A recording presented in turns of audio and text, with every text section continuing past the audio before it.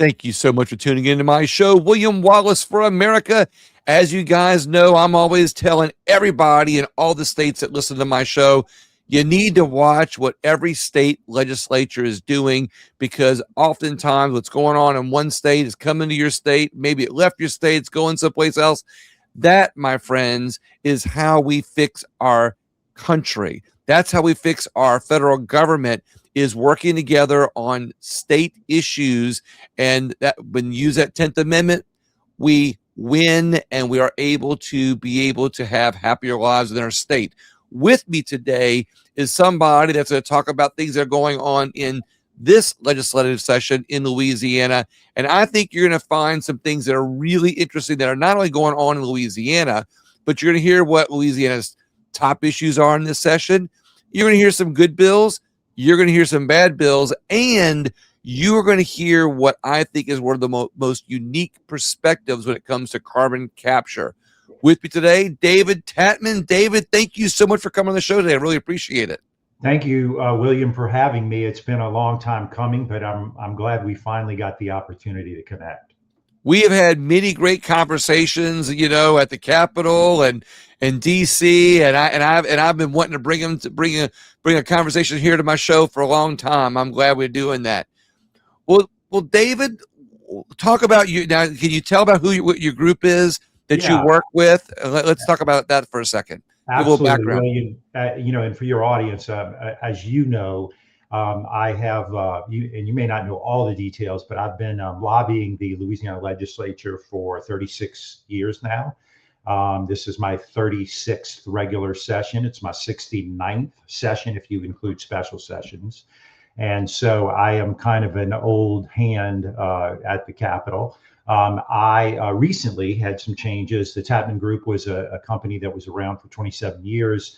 Recently, we merged with another lobbying firm, a fantastic group of government relations professionals. Beverly Heidel, Doreen Brasso, Evan Alvarez, and I now have Frontline Strategies.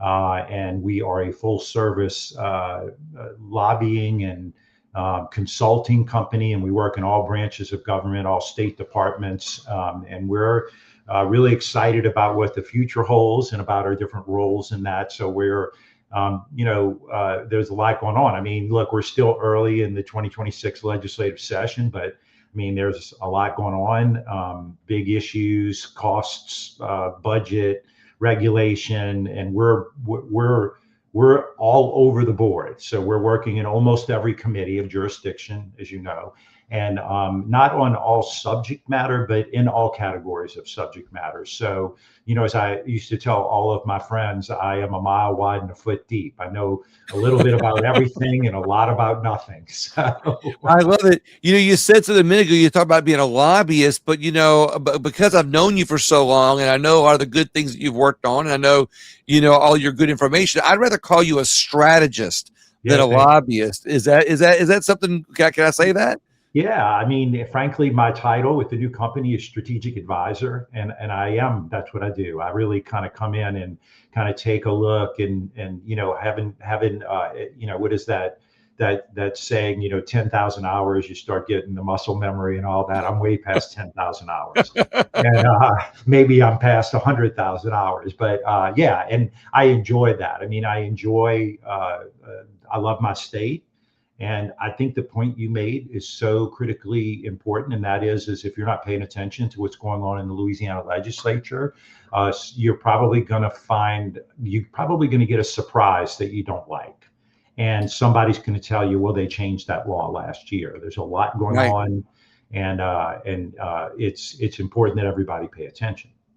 Especially because I do a lot of national interviews, and whenever they'll bring up something that's going on in some other part of the country, and I'm going, wait, we're either faced with that or we're getting ready to face it. And people I think have an easier time knowing what's going on in their community, in their state, than they do with the country. But let's get to work here a little bit.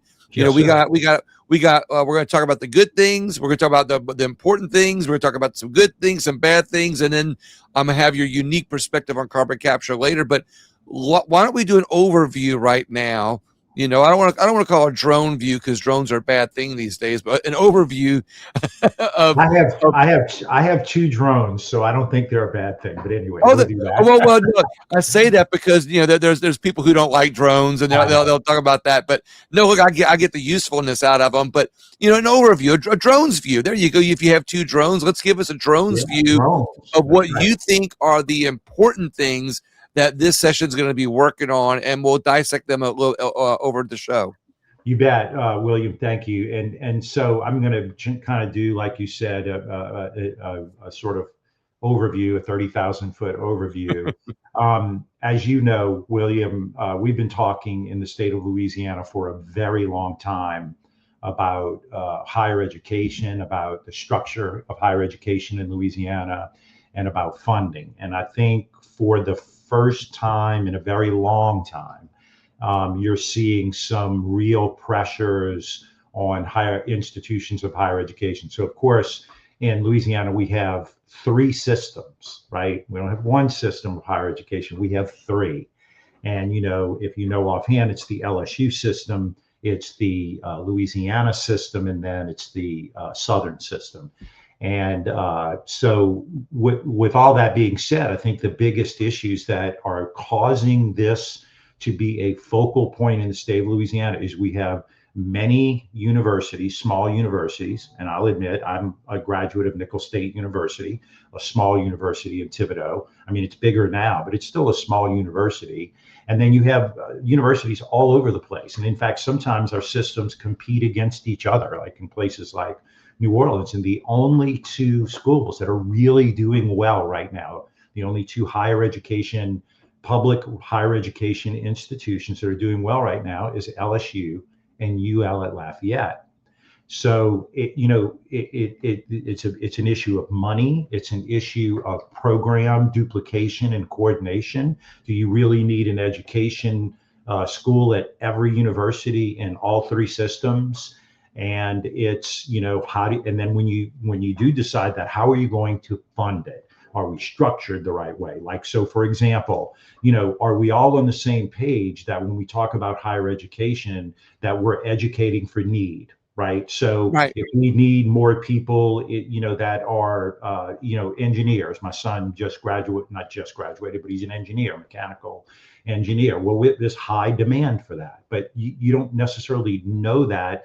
And really, frankly, the state of Louisiana doesn't seem to have a master plan for that, overlooking all of the different systems. And so, higher education is not just about funding anymore. It's whether the system is aligned with the jobs that Louisiana actually needs. And if you're going to talk about economic development, you've got to talk about how do we train tomorrow's workforce, really today's workforce, to address those issues. So higher education is going to be a conversation that is going to be, I think, front and center, because everybody's going to want to protect their system. The University of Louisiana is going to want to protect their system. LSU, clearly flagship university, will protect theirs. Southern's going to protect their historically Black universities. Everybody's going to want to hold on to their turf, if you will. But the real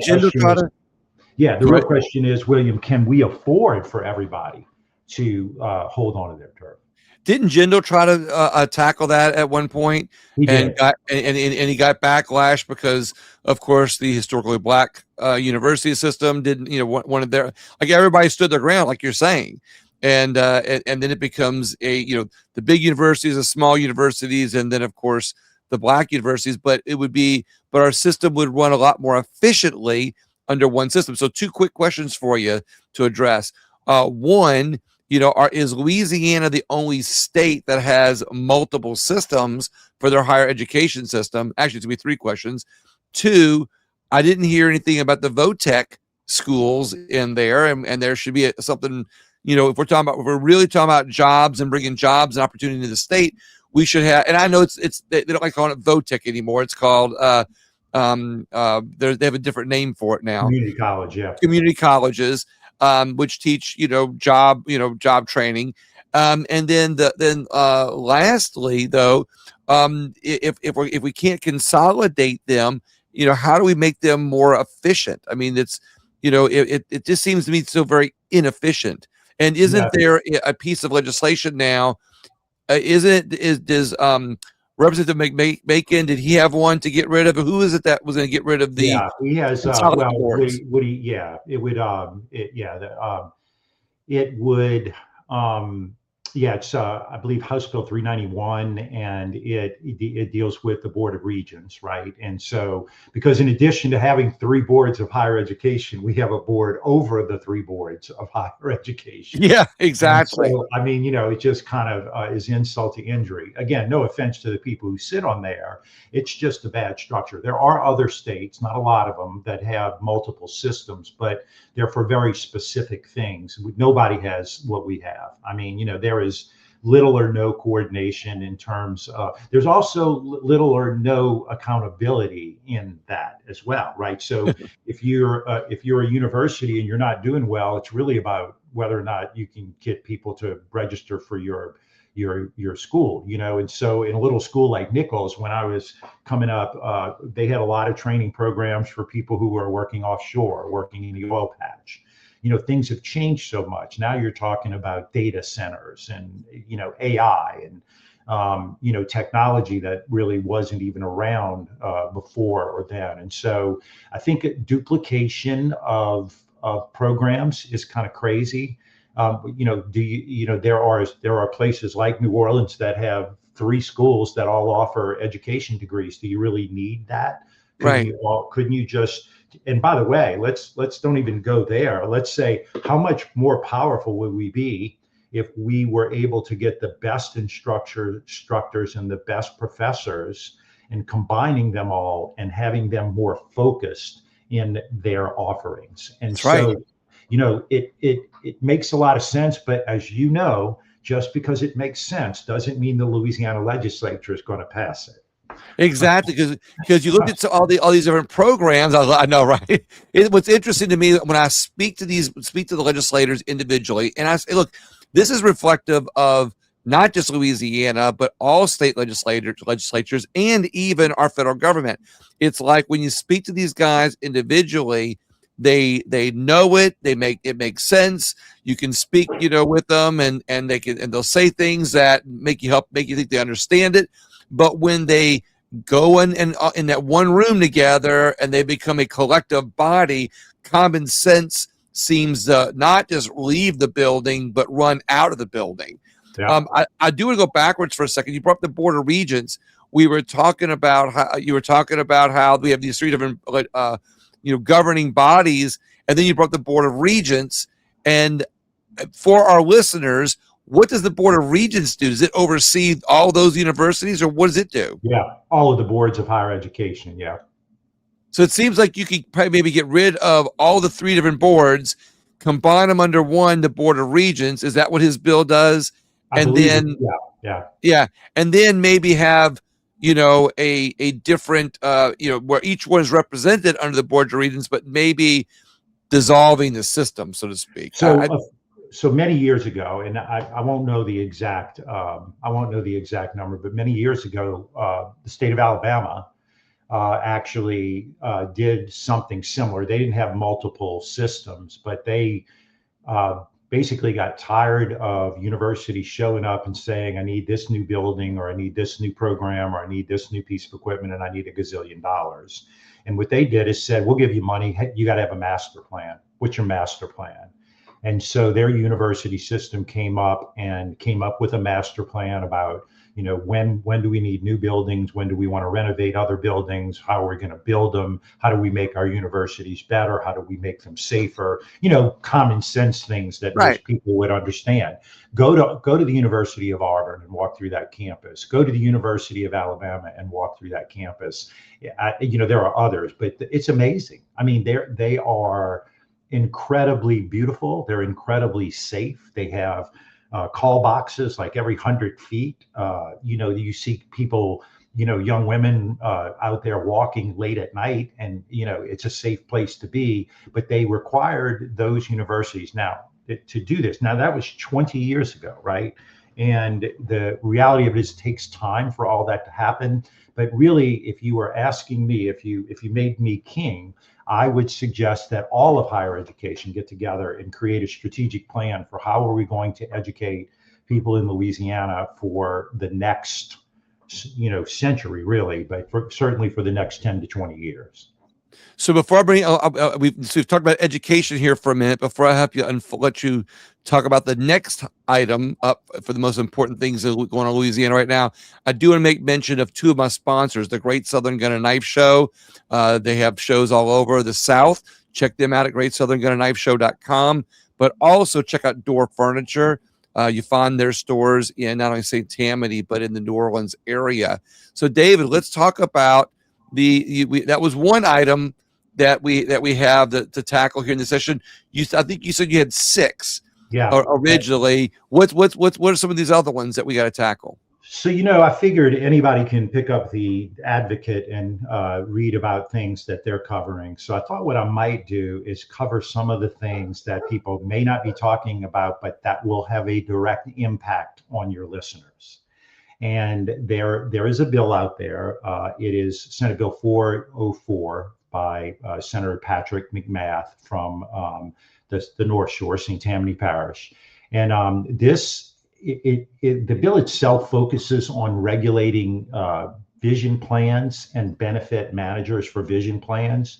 And you say, well, I don't really care about that. Well, you don't if you don't have vision insurance. But there's a lot of people out there that buy vision insurance. It's usually an add-on to an insurance program like I have it. I don't know if you do, but I have it. And when I look at it every year, I look at it and say, okay, I know about what I'm going to get out of this. Does the price match what I get out of it, right? Or should I just go pay for it myself? Should I just go to my ophthalmologist, and whatever. So I keep mine. But I would tell you that if this bill passes, if Senate Bill 404 passes, that insurance is going to get a lot more expensive. It talks about things like reimbursement practices, contract fairness, and transparency. It is being pushed heavily by the ophthalmologists and optometrists. And so, on the surface, it sounds good, right? I'm going to go out there and I'm going to get you more. Well, you and I both know that we can't produce more out of thin air. It's going to cost more. Cost somebody something. Yeah, it may look like eye care on the surface, but it's really about how much you're going to regulate insurance and really talk about this model. Now, remember, these optical insurance plans, they make money, but one of the ways they make money is they go to ophthalmologists and optometrists and they say, hey, we want you to be part of our network, or we want you to be involved in the William Wallace optical plan. And and if you do that, we ask that you take a 20% discount on your fees, and we will refer our work to you. And it kind of works that way. Well, this kind of turns it on its head a little bit, and it gets into the minutia of it. Now, is the world going to end? No, but I can tell you, if anybody noticed in this administration, how much your cable bill has gone up, how much your internet bill has gone up, how much your Microsoft Office has gone up, Netflix, shall I continue? The reality of it is, it's like death by 1,000, pinpricks. Actually, the death of the economy is a death by 1,000 regulations. Yes, it is, and this is just one thing that personally, I feel like the optometrists and ophthalmologists can make a choice about whether they're in that plan. And I'll give you an example. I really like my optometrist, Dr. Carnagio. I'm giving him a plug. I really like him. And if my insurance didn't cover me going to him, well, then I wouldn't get the insurance. I would just go to him. So, people have choices. I'm a big free market guy, and I just don't know if, dipping your toes into that is such a big deal. But I mean, when you're, again, talking about it every month, and there's right now, you've got inflation, you've got a lot of pressures, everything costs a lot more. Do we want to continue to do things that are going to push the prices up on things and say, oh, it's just a little bit more, it's just a little bit more? It's like you said, death by 1,000 regulations. And that's what's amazing. It's like the good intentions are always, the the road of good intentions is what the paved to hell. How's that saying go? Yeah, yeah, right. Yeah, I'm getting it wrong right now. I know, right. but I mean, hey, we're gonna get everybody eye care, but you're gonna pay more every month for your health insurance to get that free, eye care. But we got you free eye care, and of course, like you said, the ophthalmologists are all in for it because now if everybody's covered, they're going to make more money, but the people don't realize while they're cheering that they got something for another health benefit, they're paying for it. Well, and just let's be clear, you're going to have some people who are going to drop it because when the price goes up, they're going to say, I can't afford that. So you're actually going to have fewer people with vision insurance. This isn't rocket science, right? It's going to cause a little chaos in the marketplace for a little bit. That's right. So we've talked about education, we've talked about eye care, as you said, but what are the there's four of the things that you mentioned before. So one of the things it's just been pervasive, and again, I'm not covering the advocate headlines. I don't know if they cover them that well to begin with, but you can hear all the rest of the stuff. But these are some things that are really big, in my opinion, and really in a lot of people's opinion, and you'll see by the votes. But vaping. These vape pens that everybody switched from cigarettes to these vape devices. It is unbelievable the number of illegal products that are shipped in from China. You don't know what's in them, and the reality of it is if you're an adult and you want to suck on a Chinese vape pen, that's your own prerogative. But if you're 16 years old and it's cherry flavored and you like cherry, you might actually, it might hook you, right? And so there are some bills out there. In fact, there are two main ones. One of them is, I think, pretty straightforward. It's by Representative Chesson. It's House Bill 302, and it basically sets up the same guidelines that you currently have with alcohol being sold within a certain proximity of a school. Right now, you can't sell alcohol within, I think, 1,500 foot of a school. If it's a convenience store or whatever, you can't. So that's why you don't see convenience stores or bars and things like that next to schools. This would put this in the statute that deals with vape. So again, trying to keep it out of schools so that people are not going to a convenience store on the way in and grabbing their vape before they go into school. And if you don't believe me, talk to your school administrators. As you know, I served for 12 years on the East Baton Rouge Parish School Board. It was a lifetime ago. For 6 of those years, I served as president of that board. And I'm just telling you, even then, even 5 years ago, it was a major problem because they're easy to sneak in. Right. You can get those vape pens. They go in the bathroom. They don't smell like smoke. Many of them, the vapor kind of evaporates pretty quickly. But the larger bill is House Bill 782 by Representative Ken Brass. And it's a broader regulation, and it basically talks about enforcement. But I want to tell you a quick story, if that's amazing to me. They have confiscated, the Office of Alcohol and Tobacco Control has confiscated so much illegal vapor products that it currently fills 3 floors of a state office building.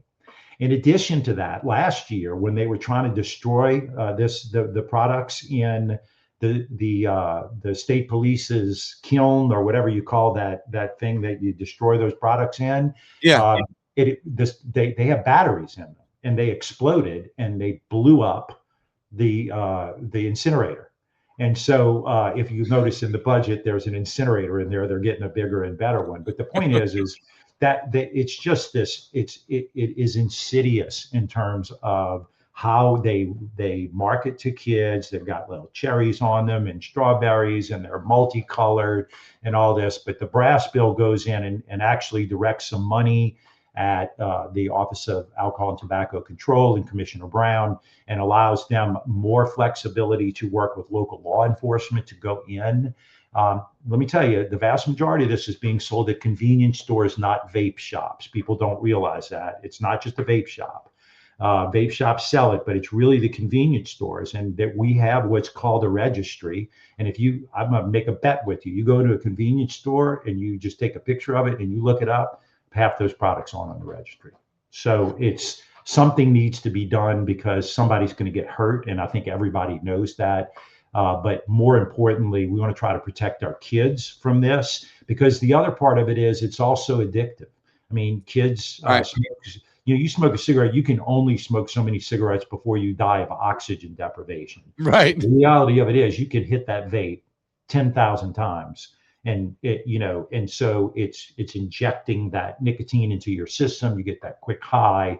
And so clearly, look, I'm a free market guy. If adults want to vape, they should vape. But we also need to make sure we're collecting taxes on it so that everybody's on a fair playing field. And we need to make sure that we're doing everything we can to prevent youth access.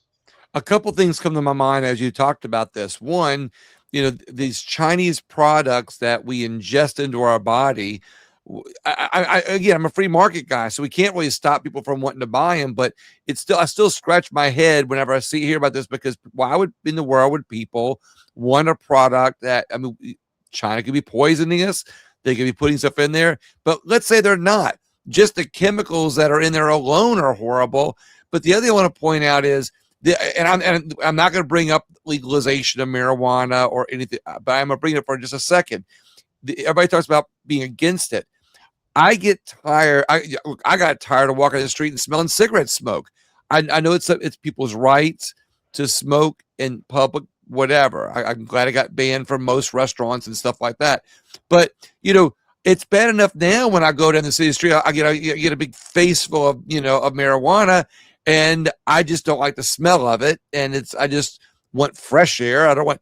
Now, if vaping becomes more popular, I'm going to be going around town smelling cherries and spearmint and whatever, and getting those chemicals, in my lungs that I didn't want in the first place. Well, and since you brought up cannabis, I'll just make a statement, and this is just my opinion. And I'm not in that business. I don't do any work with them, but we basically have recreational marijuana in the state of Louisiana. Right. I mean, you can go do I had a guy who testified on this who wanted to test the system.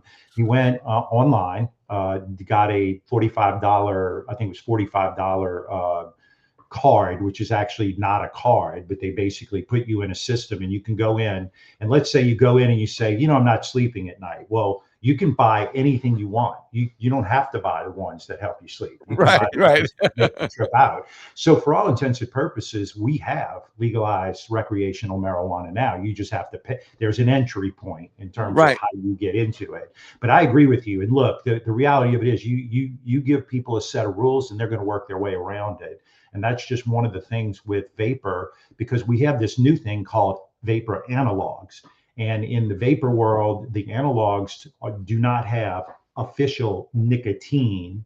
They have nicotine-like substances. And what does that mean? Right. And so I just, I feel like it's one of those things. You've got the what do you call them? The little pouches, the nicotine pouches, crystals, or right.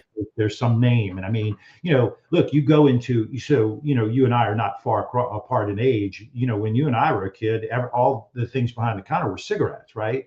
Right. And you had a couple like Skoal Copenhagen, maybe some Red Man tobacco in a little bag. Now you go in there, and there's just like a little section of cigarettes. Now it's all vape. And so, it definitely deserves some attention, because they're not giving it that shelf space because it's not selling. It's selling at phenomenal tack. And again, with kids, unlike cigarettes, you don't smell like a cigarette. If you did that when you were a kid, your mom would catch you because you come in smelling like a cigarette. Now you don't smell like it because it's a vape. It really is. It's insidious. And I think it's something that needs work, and we're not going to solve it. The state's not going to solve it in 1 year. Next year, in the tax year, I think you're going to see some of those analogs, and you're going to see some increases in taxes, not for just getting the money, but to put more money into enforcement. Like I said, I'm a free market guy. I believe in individual choice. Even with this legalization of marijuana for, as you said, for medical marijuana, I still look at the stuff that they're putting. I don't look at the stuff, but I've heard about the stuff that they're putting into the marijuana. It's like the little gummies. It's all chemical stuff that goes along with it. the vaping, it's all chemical stuff. So, we can't stop it in a free market society. I don't want to take away people's personal choice, but I do like the momentum to block children from getting it or limiting how children get it, so we can at least protect them at a young age when their brains can decide whether they want to go to school or not. Well, Right. yeah, that's a whole other thing. Oh, So yeah. what's another hot topic? Go ahead. And this one is covered a little bit more in the newspaper and in the media, and it's a really important one. Again, I'm going to cite Alabama. Louisiana, I don't know, 6 years ago, put together and passed a fortified roof program for property insurance. The statistical research shows that if a hurricane or a storm comes and you can keep your roof on, doesn't matter what else happens, but if you can keep your roof on, the losses are 70% less, right? Because if the roof goes off, everything's going to get wet. It's going, things are Right. going to blow around and all that. Well, we modeled our program off of Alabama, who's had theirs for a long time. And of course, Alabama doesn't have the exposure of a coastline that we have. They have some exposure, but they don't Right. have nearly the population and the square miles that we have. But this fortified roof program has been going really, really well. And one of the things that they did to kind of kick it up and give people the incentive to go do it is that when you're retrofitting your house, when you're going in and you're changing your roof, there is a grant program through the Louisiana Department of Insurance where you can apply to get a grant to help offset some of the cost to going to the fortified roof standard. Now, remember, on a big house, it might be $10,000. On a small house, it might be $2,500. But the reality of it is and look, for our non-technical people, it's just more fasteners, different kind of nails, some taping, brackets that they put in there, but it's a little extra and it's designed to keep the roof on. Well, we've run through all the money. I think the first year there was 50 million allotted. I think the next year was maybe 100 million, and it was like 50 million at a time. I think last year they put 50 million in. They're trying to find a way to fund this thing more permanently because all of that money's been used up and there are tons of people who are applying for it. On the other side of that, there is work being done right now to make the fortified roof standard the standard at which we build houses. So, there is a building code in the state of Louisiana, and they want it. It's close, but it's not close enough to where it gives that little extra oomph. And there's a little bit of a fight going on with the home builders and the people who control the Building Code Council and the legislature, which says, do it already. We've been talking about this for years. If you don't do it, we will. And so last year they said, you know what, we're going to back off. Legislature says, we'll back off. Y'all go pass it. What the Code Council did not. And so there is a bill. I don't have the bill in front of me right now, but there is a bill that would make that the standard. And then there's other bills to talk about how we could fund the retrofitting of houses that are already in existence to get those fortified roofs on. And we know that the most important place to have it is in those wind zones, right on the boot of Louisiana and in those coastal areas. Right. And let me just say this, I own property on the coast of Alabama, and I can tell you my insurance is a lot less. And I live on the Gulf of Mexico. I'm sorry, wait, where's that? In Orange Beach. No. Where's the Gulf of Mexico? Oh, I'm sorry, Gulf of America. I forgot. Oh, okay, there you go. Look, it tells you how old I am. We actually have a sign that says "Welcome to the Gulf of America," and I forgot to lingo it. By the way, that's Freeman has one on building codes, and Talbot has one on government regulations for standards when constructing a residential roof. So Talbot's bill is the one. Okay. Talbot's bill is the one that Talbot's been a leader on this. Senator Kirk Talbot from Harahan, and by the way, Harahan in the house right here, from that area. Me, Big John Ilgen, Kirk Talbot, and a lot of others. Kirk has been a leader on trying to. He chairs the Senate Insurance Committee. He chaired the House Insurance Committee, and I think he's frustrated. I think the bill could be a come see me bill, where if y'all don't do it one more time, if y'all don't do it before we come in next session, right, we're going to do it. But it's a big deal. And look, it is going to cost more money. I got to be, William, I got to be straight up. It will cost your house. It will cost more money to build your house. But I can also tell you that the insurance companies, so my daughter had her roof changed. And when she changed it, there was no grant at the time. I paid, I offered to pay the difference if she was willing to do the fortified roof. And it wasn't, she has a smaller house. I don't know, it's maybe $3,500 wasn't, I mean, she Right. saves her homeowner's insurance dropped over $300 a year. So if she would have paid for it, it would have been a 10-year, 12-year payout. I paid for it. And I told her, I said, well, where's my 300? Where all that money you're saving? I told her, I said, look, just split it with me, right? But Hey, take me out to dinner one night. yeah, but I would tell you, and I would tell all of your listeners, if you do change your roof, it is an investment worth making because again, more than just the premium. If you've ever come back to a home, and I know a lot of your listeners have, where the roof is missing, it is devastating, both financially and emotionally.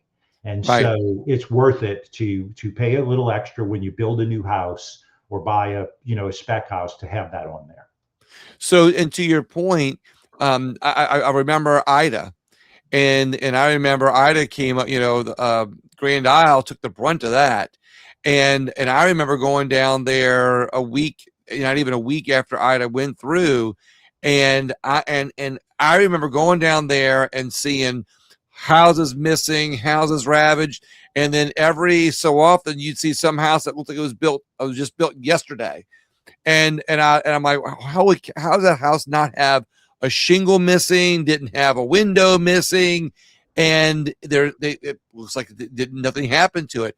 And that's those strict building codes that you're talking about. So, I while I don't want more government regulation, I think that this is one of those pieces of legislation that where legislators have worked enough with insurance companies and common sense kicks in and say, look, these we already have building codes.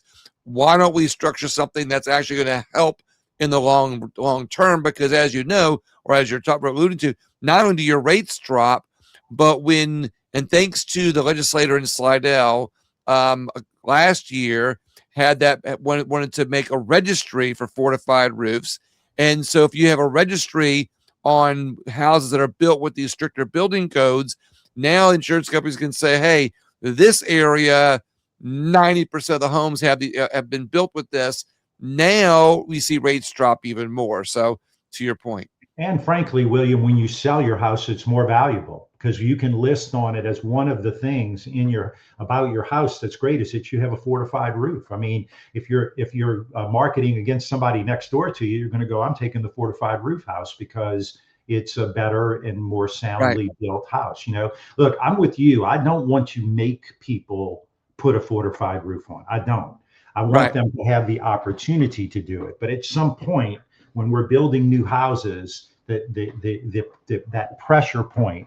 And look, let me just say this: we are very, very close in our building code with regard to roofs on to the fortified standard. There's just a few things. There's some taping issues, ring shank nails, the number. It's really small stuff. It's not really a big difference, and so it's not like the cost of rebuilding, putting a new roof on and fortifying it, that actually costs a little more. You're literally talking about while we're doing all this, it's really for the most part material. So it does make sense. And, storms are going to get worse and all that sort of stuff. But look, Alabama's done a great job with it. And, again, I'm not a big Crimson Tide fan, but Alabama does some stuff really, really well. And we've stolen a lot of ideas from that. We call it research or stealing it.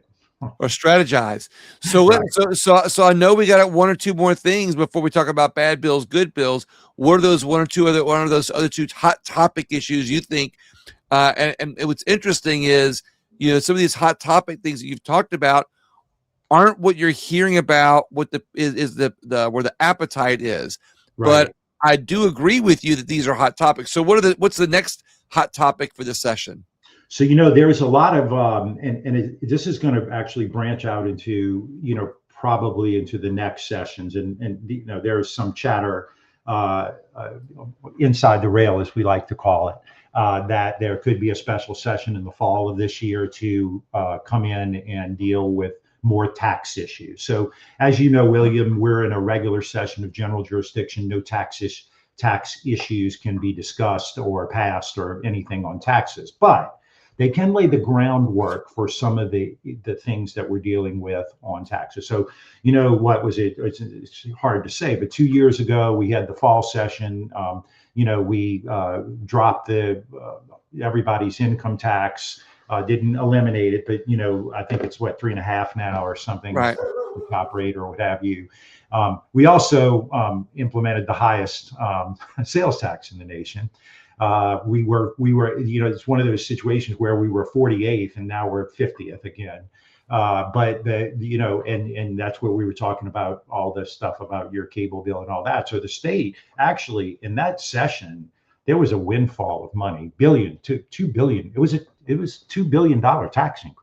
Right. And a lot of people don't know that. And a lot of people won't talk about it. And I will. Look, the governor can get mad at me. It's okay. I mean, he's been mad at me before. We're friends. We go way back. And, it's just the way it is. But I call it like I see it, right? And so what you're seeing, so today they had a great program in the Ways and Means Committee to talk about capital outlay. And when you're listening to that conversation, you could see some of the overtones in almost everything that you and I have been talking about, like higher education. And that is to say that, we've got these capital outlay budgets where you can get a project. So let's say we want the William Wallace, honorary bridge over Kenner. I don't know. Yeah. Harahan River Bridge. Yeah, River Ridge. All right. Over Little Farms. Yeah. Over River Ridge. If your legislator, which would be Big John Ilg in River Ridge, were to get it in the capital outlay, it could be 17 years before that bridge is built. That's crazy. And so with that being said, there are a lot of things in terms of how Louisiana manages its money and a lot of details about how much money we have now, and then what does our budget look like moving forward, right? And so you're seeing it's very tight right now in the legislature relative to watching any bill with a fiscal note. For your listeners, a bill with a fiscal note is a bill that if you pass it would cost the state additional dollars, and that fiscal note goes in and defines what it is. So if we were putting, the William Wallace honorary bridge in River Ridge, it would have a fiscal note on it, say $12 million, right? So right. We put that in the budget. But the regular referral rules are in place, but you're just seeing, and great people. Glenn Womack is he's a Senate Finance Chair. Jack McFarland is the House Appropriations Chair, and they are dogged on the budget. They do not want anything coming in that costs money, because they know that either this fall or next regular session of the legislature, next to April of 2027, by the way, in an election year, the governor is committed to coming in and eliminating all income taxes. And so everything that has an impact on everything, because they are already mentally in to the next session with regard to eliminating income taxes. So you think that's why? Because there's a lot of bridges that need to be built, minus the one in River Ridge. There's one that needs to be built in Clucherville, by the way. Okay. I actually know where it is. I know where that is. Most people don't, but yeah, there's a bridge that's out in Clucherville. If you know where that is, then we'll have a talk later. But I think that people are just they're already thinking. They know the governor wants to do it, and in an election year, it's going to be hard to vote against a bill that eliminates income tax. So when we talk about tax issues, what I'm gathering from what you just now said was it's more about the preparation. The bills now are more about preparation for the tax bills or the elimination of sales tax or elimination of personal income, whatever that may be, It's the preparation for the next session.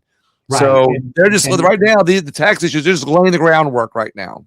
right, and you can't raise you can't raise taxes in this session. But I tell you what, the Louisiana Association of Business and Industry, I believe, has a bill, and I don't have the number, but it's to create this has been talked about before, the centralized sales tax collection structure. Right now, each individual parish and in some cities, some municipalities collect their own taxes. Their own sales taxes. This would be a centralized sales tax collection, which those who are Failed the last time, right? yes, it did, and those who are for it. And look, I could see reasons to be for it. Those that are for it say you never go after the internet cheaters unless you have a centralized sales tax collection, because there's no way that Tensaw Parish is going to know how to go after somebody from Nebraska that's selling corn to people in their district and not paying taxes on it.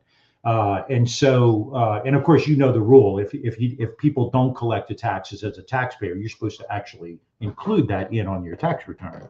There is a provision in there for that. But yeah, it's so. And then on the other side, though, what you would hear is a lot of the local entities. Like, it's kind of crazy. A lot of school boards are the tax collectors in parishes.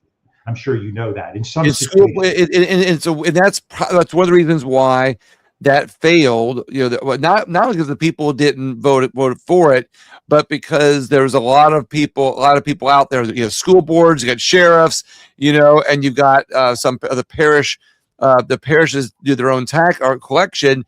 So you've all of those people that were fighting against it. So there was a lot of controversy against it, which one of many reasons, the chaos that had happened as a result of that, is why it didn't pass. But you go ahead.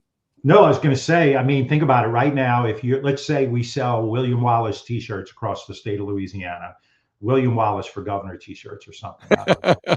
Make William Wallace, make Louisiana great again. And I like that. If you are selling them in every parish, and let's just say they wane off after a while, you still got to report to every taxing entity that you didn't sell any. You've got to report it. It's like 70 something reports that you have to fill out. And that is the beauty of centralized sales tax, because you would just put it in there with your list of where you sold it. And here are the collections, and they'll match up, because the software wouldn't let you not match up. But right now, and I have a friend who is a wholesaler, and they really only sell into like 13 parishes, but every now and then they'll sell to some of these other parishes. They've got to register with them, and then they've got to report zero every month. Even if they didn't sell anything, they still have to report zero. And if they don't, sometimes the fines can be as much as $5,000. That's a pain. All right, we have one more issue, but you said you said 6. We're at 5. What's the last hot topic issue? And then we're gonna do a fire one of those quick rounds where I ask you about a couple bad bills, a couple good bills. We'll go through those quick, and then your unique opinion on carbon capture. But what's the last hot topic?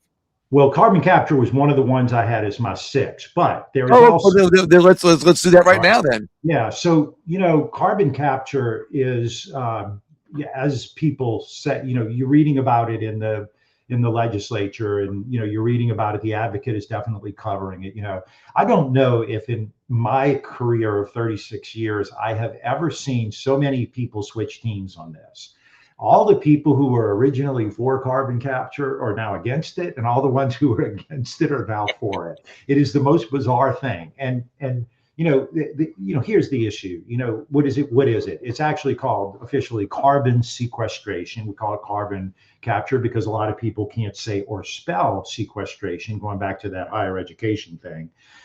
In the state of Louisiana. So, and what basically, you take carbon, you pump it into the ground, and then you get basically credits for it because you didn't produce that carbon and create those greenhouse emissions and put it into the environment. Even though our greenhouse needs them, but go ahead. Yeah. Well, again, to me, it's interesting because again, the technology's been around for a long time, but the first big fight on this was Lake Maurepas. And if you've ever been on Lake Maurepas, it is a beautiful place. If you closed your eyes and looked in the right direction, you'd think you were in prehistoric times, because it's just, the cypress lined swamps and that's one of the first places that they are doing carbon sequestration. Why? Proximity to the river and proximity to the company that wanted to do that carbon capture, right? And so what we talked about a little bit earlier and before the show is that there are a lot of issues with carbon capture that don't even have to do with the carbon sequestration technology. They have to do with other things. Like when we're building this carbon sequestration, you're not putting that stuff in trucks and bringing it to the site. You're pumping it through pipelines because it's a lot, right? Right. You'd fill up, 100 trucks in a minute, right? So they're pumping it through pipelines. Well, where do those pipelines go? Well, they go over land and they go over water. Whose land and whose water do they go over? And then what if a landowner says, I don't want that coming across my land? Well, carbon sequestration is a private enterprise. There are landowners who are absolutely just coming unglued because of the fact that their land is being threatened with being taken from them so that they can put pipelines or industrial facilities or what have you on their land. And this is as you and I talked about, this is a very, it's not uncommon, William, as you know, if you're building a road Right. or, you're building a waterway. I mean, take, the Amite Comite diversion project, that's for the common good. It's a government entity and it's for the common good. So they came in and they negotiated with individual landowners to buy their land, and they did. I understand. My head shaking. Yes, is understanding that. Right. And so the reality of it is that this is a big deal, and it's been hotly contested, right? And so if you're listening to people who are running for office, imagine that. There is one candidate that's running for the United States Senate, and all I know about him is he was against carbon capture. It's that big of an issue for him and for his supporters. But then you've got other people who completely support it. And let me say this that may make them a little angry, and this comment's not to make them angry at all whatsoever, but a senator is not focused on carbon capture. This is not it's more of a local issue. And my reason for saying that isn't to discredit what their motives are or anything like that. It's simply to say if we elect, or if anybody elects someone who's running on a carbon capture issue, I think that disappointment's going to be is, you've put your I don't want to say full faith because that makes it sound like I'm being condescending again. You put all your hopes in somebody that they're going to go to DC and they're going to stop carbon capture in your state. And the issue is a state issue. And when they get to DC, they're going to be dealing with so many federal, national issues. They're not going to be able to do that. So I'm not telling people to not vote for that candidate because of that. But what but the reason I'm bringing that up is if people really have that issue with carbon capture, they need to shift their focus on local levels with state officials and elected officials in our state as their priority. Am I speaking? Am I going off the wrong? You hit the target, because the target is does a local parish or a local municipality, do they have say in this, right? Again, this is a private enterprise. This is not a government. It's not the government that's sequestering. Granted, they have the tax credits, but they're not. That's one senator's not going to stop them. Right. And so who should decide? I mean, should state leaders just say, hey, look, we're doing carbon capture, local communities, too bad, so sad, we're doing it. And then, of course, the people on the other side are going to say, can Louisiana really compete economically if the locals are allowed to block it, right? And so, you and I, again, talked about this, but the reality of it is that when we talk about eminent domain, in my opinion, has always been about government's ability to for the good of all, for the good of the people, be able to go in and get access to land. They have to pay fair market value, all the things that come with eminent domain, and I'll And I'm probably still against eminent domain. And I'm still against eminent domain on a federal level. But go ahead. yeah. So, no, and look, I get it, but the point is that if it's bad enough with government, what happens when we start invoking eminent domain for private enterprise? Because then, I mean, Katie barred the door, man. You go in and you say, you know what, you live by this beautiful lake. We think a restaurant would go here. We're going to take your property and put a restaurant here. Well, that happened in Pennsylvania. Yeah. They wanted to build a mall there. It was a private mall, and they tried to use eminent domain for a private industry. And that's, and that is not what, if you go back and do your history lessons on eminent domain, it really should be used. Like you said, you're against it. I'm against it too. If they're going to build something in your backyard, it's more than them just taking your land. It's what they're building. If they're going to come in and build a park, well, you might have a different feeling about it than if you're going to have high pressure carbon rolling down the side of your other property in some pipeline that, if it exploded, could kill everybody in your community. And I mean, again, I'm not trying to be, I don't even know if that's really true. I just know this. I know that the landowners, and they have a really strong group of people who, and they're not just big giant landowners, they're people who own land, like me and you, right?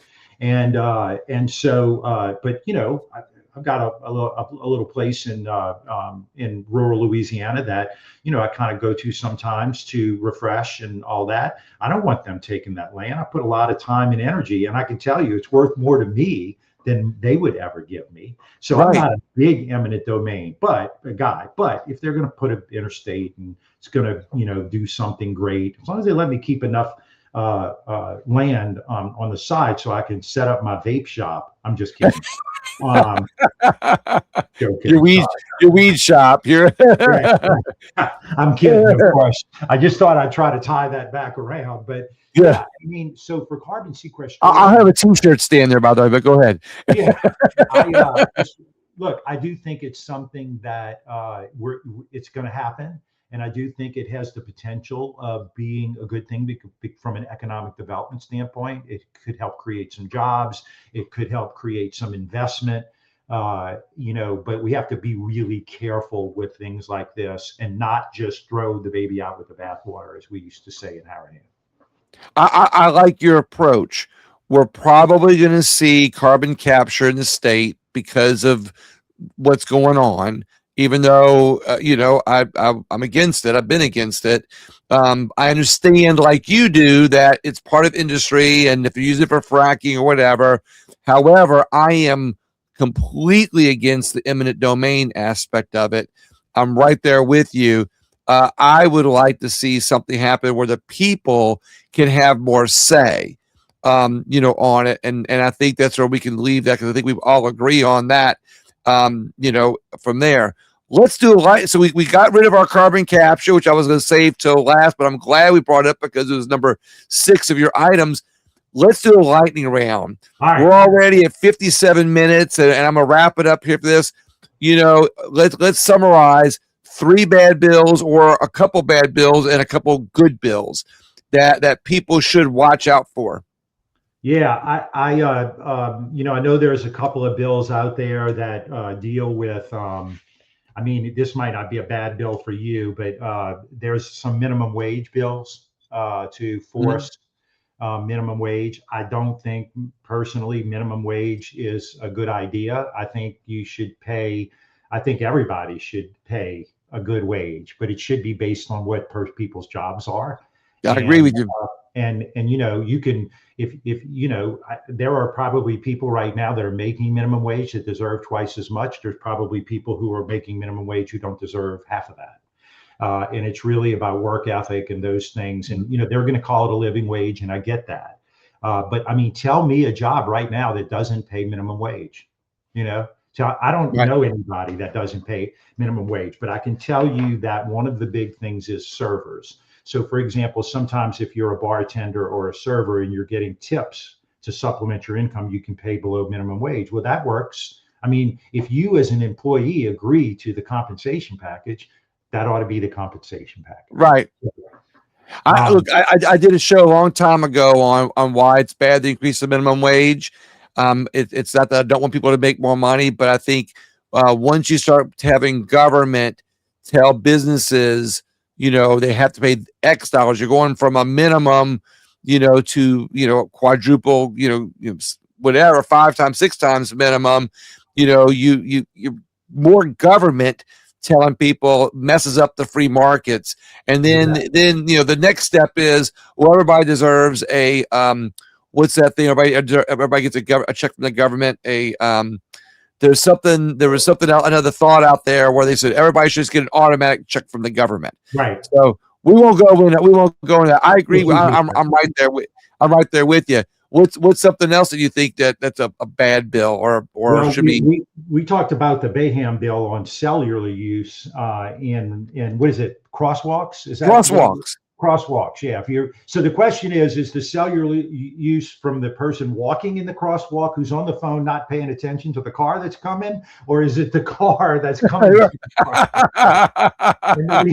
The reason that I think it's kind of crazy is because we already have a ban on hands-free. I'm sorry, a ban on using your cell phone if it's not hands-free. We already have that.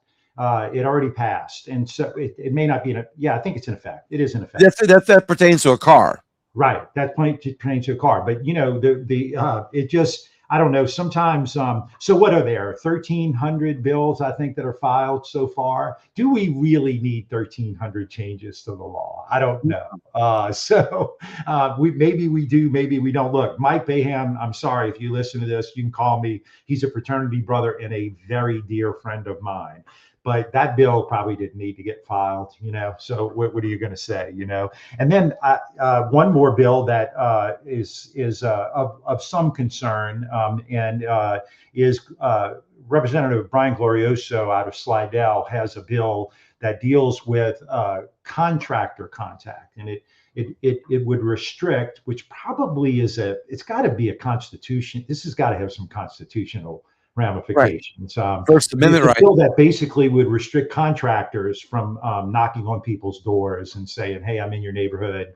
I want to fix your blinds. I notice your blinds are hanging down," or And look, it could be roofers, it could be anybody, but that's sometimes when that's how contractors build their businesses. And the reality of it is sure, you might have a no solicitation sign in your neighborhood or something, but the reality of it is telling somebody that particularly a class of people. What is a contractor anyway?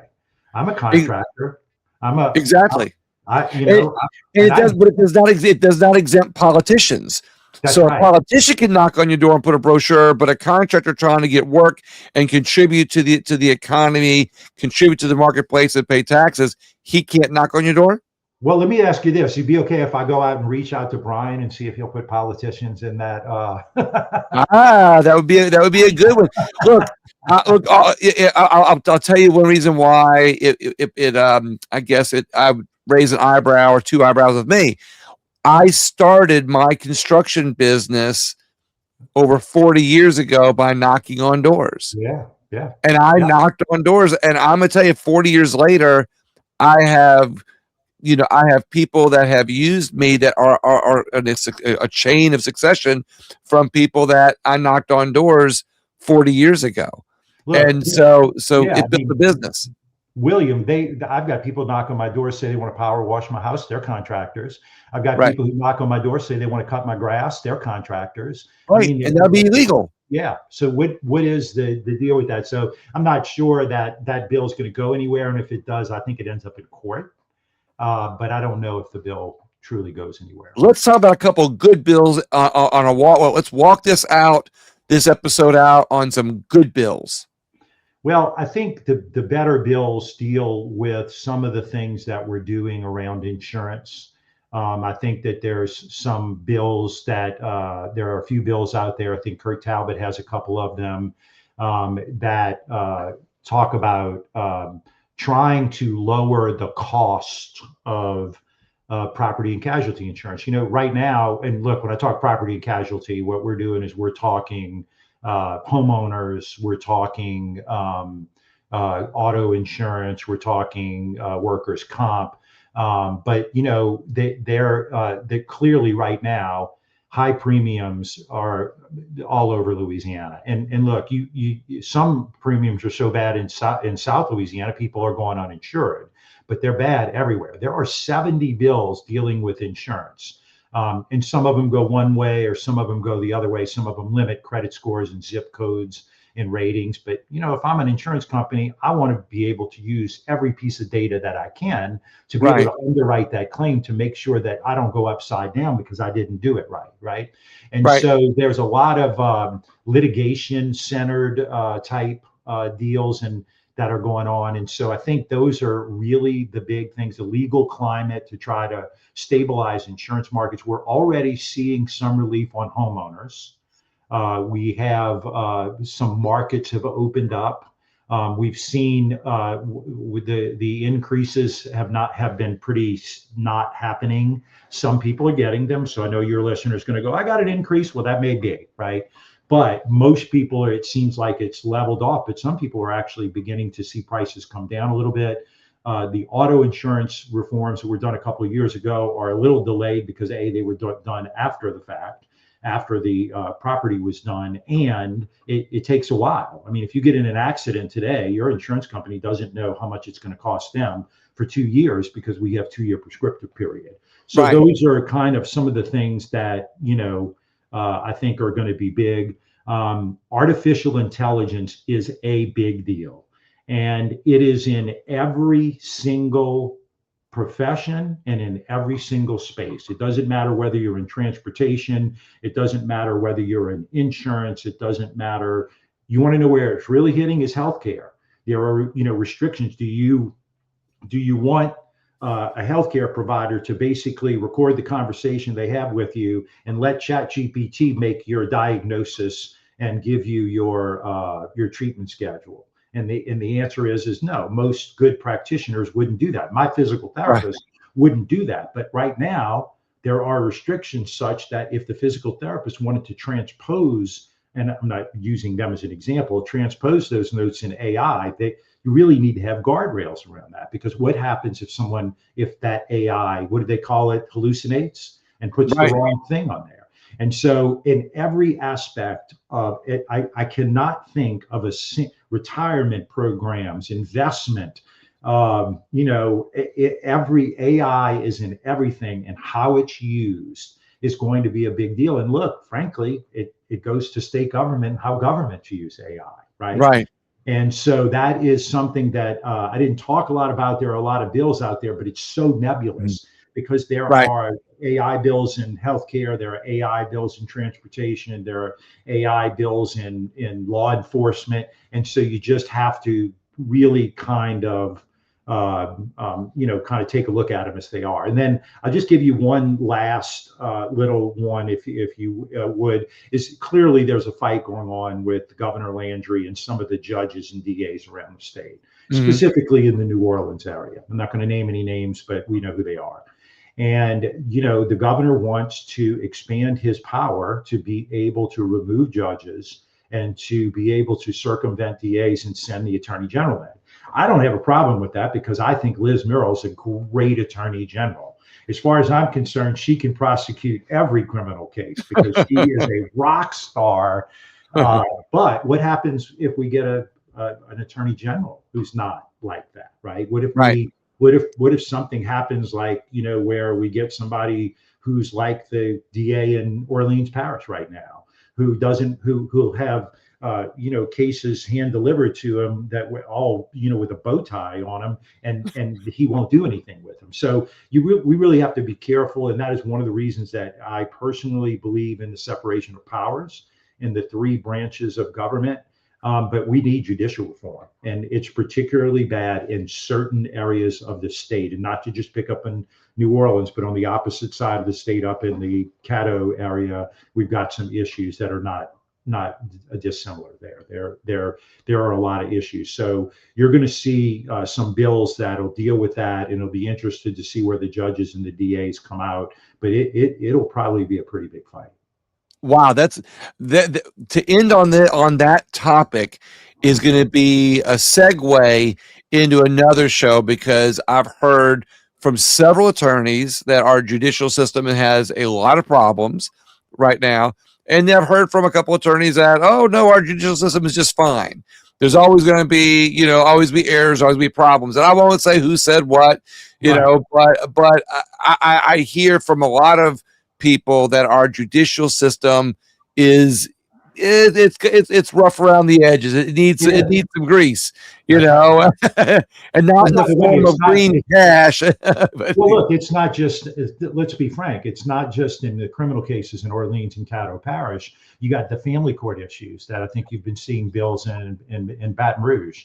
And where people are having issues with family court because it's home cooking and they only use certain lawyers. That's not me saying it. I don't practice law. My daughter does, but she works in the federal bench. But the reality of it is that there are a lot of courts out there that have problems. Having said that, I know a lot of judges. A lot of them are close personal friends of mine who do a great job. So you have to be careful. Again, I use the term, can't throw the baby out with the bathwater. I love it. David, thank you so much for your time. I really appreciate it. Well, look, I want to have you on my show when I kick it back off in a couple of weeks. I'm ready. And I am always willing to come on and talk to your audience. I love watching your shows, and I particularly love the way you get me is when I see them on social media. I'll see a little clip of one, and I'm like, oh man, I didn't watch that show. You're doing great marketing work, so I really appreciate you. Well, I thank you very much. I thank you for the even keeled, just common sense conversation.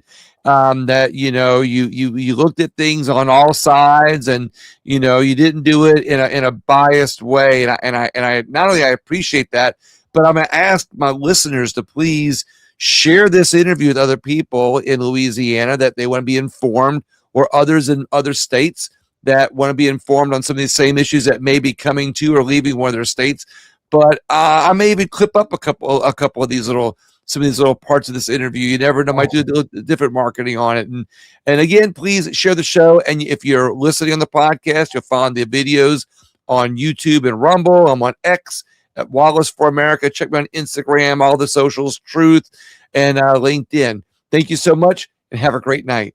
Thank you, William. Have a great evening.